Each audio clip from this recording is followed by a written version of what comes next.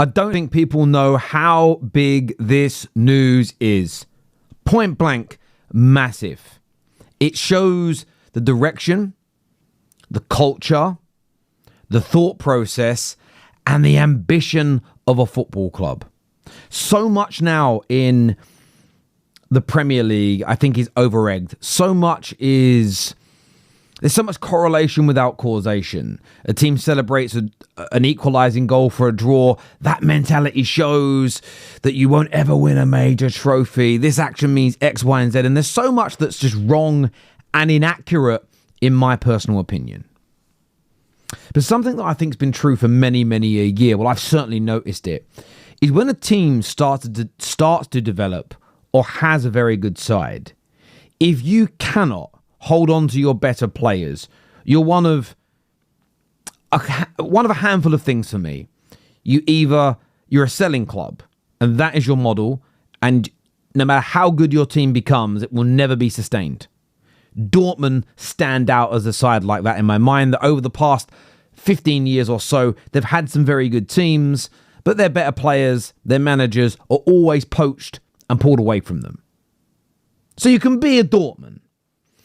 You also have sides that are just not, they have maybe the ownership as that ambition, but your players just don't look at you as one of the elite clubs.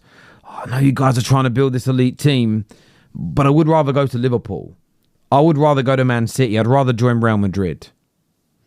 So it's why I think what Arsenal have done here with William Saliba is so significant, so important, so fundamental with this season, but their potential future success as well. Now, we can park the Mikel Arteta conversation because I think that Arsenal have been in a situation for a few years where they're building a brilliant squad. I think they have the right culture at the football club. I think they have the right attitude as a football club. It's now about the head coach, the manager in Mikel Arteta, getting them over the line. And if that doesn't happen this season, and they move on to another top-class head coach, if that person is successful, it's not an easy job, but this squad is fantastic. But why is this squad so good? Now, again, the simple, basic thing to float to is they spent a lot of money. That's what a lot of people, they spent money. Of course it's good. Not every team that spends money has a good squad. My football club, Manchester United, are a prime standout example of this. That just because you spend money, it does not mean you are going to be a good team. You can have a massively high wage bill, but you could then have a team full of mercenaries and players that don't really have your club's best interests at heart. They're there for money. Their agent pushed them there for money. And you'll never have the right culture in that environment because as soon as the going gets tough, these players will want to leave. If nobody wants to buy these players because they're not good enough for you and are on high wages, they're stuck at your football club and you are constantly on this hamster wheel of frustration. But renewing William Saliba's deal, I can't express enough how massive, how huge, how significant this is. Nothing much to do with Arteta. Now, Arteta might be a part of this. Part of his reasoning might be I want to stay and play for this manager.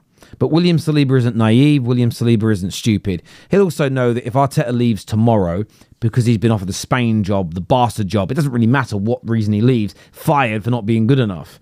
William Saliba knows that Arsenal are on the right tracks. And this is why I do understand the frustration from Arsenal fans when they're not winning the major trophies. I do understand the frustrations when they're maybe not playing at the best of their abilities. But what I reject wholeheartedly is this sort of push that things are as bad now as they were in those last 3 or 4 years under Wenger, how things looked in that Unai period and the early Mikel Arteta stage. That was a club for me in disarray. It was a crumbling empire. It had terrible recruitment. Their best players always wanted to leave. They wouldn't pay the going rate for players. They couldn't hold on to very many players that were of the highest level. It was horrendous. The situation Arsenal now find themselves in is being annoyed they're not getting over the line, but knowing they have one of the best squads. And I do get there'll always be frustration and anger. But sometimes you've got to remember where you came from. You've got to remember your start point. You've got to remember how bad things got. And I think we can all get suckered into first world problems. First world problems. I'll give you an example. Good friend of mine, done very, very well. He's a building contractor. His businesses in the last 10 years have skyrocketed. And we were out for dinner recently. And I was like, you know what, Jamie, everything. He said, yeah, really good, mate. Such a crap week. And me and him haven't actually been out to dinner and eaten for a while. But I was like, oh, damn, what happened? Talk to me, bruv.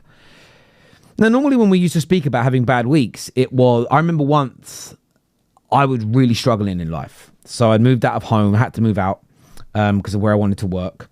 So I was renting a little room at a house that I was sharing. It was my first job in the bank and it didn't pay very well. People think everyone in banks earn great money. It was at the time like £15,000 a year. My rent was massive. I'd had a few debts I'd run up because I was stupid and irresponsible. And I had no money left at the end of each week. But it wasn't like I had no money left because I was investing it into a business or into something where there was going to be an outlay. At some point, I was going to get it back. I just didn't have any money. And my car windscreen got cracked. And I literally had to make a decision. Do I replace my car windscreen or do I eat? And all I was really eating, $1.99 each week, every evening. That's all I had, all day, every day. All I had to eat was 2-piece chicken and chips, $1.99 from Stratford. Lovely little chicken shop in Maryland. That's all I could afford. That's all I was eating. And I remember we were out and I remember him saying, I remember he grabbed dinner that night. And I was like, yeah, I'm just struggling, man. I'm just trying to find my way out, work my way up, all these things. So I thought it was going to be, I don't know why, my mind went back to that time. And I thought, this is going to be an interesting conversation. And I said, well, what are you struggling with? I thought he was going to say his businesses are failing, he's indebted. His problem was that his pool guy went on holiday. He had a problem with his pool. It's his son's birthday and his son wanted a pool party and he wasn't able to do it. So they hired out this really nice restaurant for his son. And I laughed and I just thought, wow, look at your life, Jamie. Look how much your life has improved. Look how much your life has got better. That now makes you angry, where 10, 15, 20 years ago, what made you angry is you were broke, your car weren't working, that you couldn't afford your phone bill. And I look at Arsenal sometimes in that light. What you're now complaining about is the fact that you're not able to get the absolute finest things. Where only 5-6 years ago, you were thinking, will we ever be in the Champions League again? Look at the lack of quality at the squad. My club is in turmoil. So sometimes I think in life, you've always got to look at perspective. That doesn't mean, however, you shouldn't criticize bad things and let's stop being so polarized. I know that most of you guys are not going to do that. So this William Saliba deal is massive because it sends a message to Europe. One, our best players want to stay. That tells you it's either they're completely bought into the club's vision and or the managers, which is both important if that's going on. It shows as well that Arsenal are willing to pay the going rate to keep the very best players in their squad and some of the best players in Europe. They were never willing to do that before Arsenal. If you actually look at the reasons the Ashley Coles and the Van Persies left, a big part of that was a lack of an unwillingness to say, well, you're the best left back in the world. I don't know what players would have been earning back then, but 100k a week would have been seen as massive. They weren't saying there's 85,000, there's 90,000, there's 100,000. It was, well, no, we don't think any player should be paid that amount, so we're going to let you go. And Arsenal were always developing and finding these gems. But it was Chelsea and Man City and Manchester United and Barcelona that were all reaping the rewards of that years down the line. And Arsenal, by and large, have stopped doing that. It sends a message of seriousness out to rivals. And I stand on this point, I stand on this opinion that I've held for a long time. That, of course, it matters whether Arteta wins or not, because Gooners want to win. But what I think you've got to understand, whether you are Arteta in, Arteta out, or Arteta or Arteta agnostic in that way, that I think you're in a very good position as a club. I think you know you're in a very good position as a club. This is maybe the first season in many years where the squad not being good enough can't be used as an excuse or anything along those lines. But I think William Saliba signing is massive for Arsenal Football Club. I'd love to get your views. I'd love to get your opinions on that in our comment section below. Make sure you've subbed and you've liked to the video. Plus, please get that bell notification turned on. Just actually looking at the numbers right now. What we're looking at now, decent numbers. Getting towards 8,000 of you have got those notifications turned on. It'd be great if we could get a few more of you, though, just getting that turned on right now. But until next time, people, take care, goodbye, God bless, and I'll see you soon.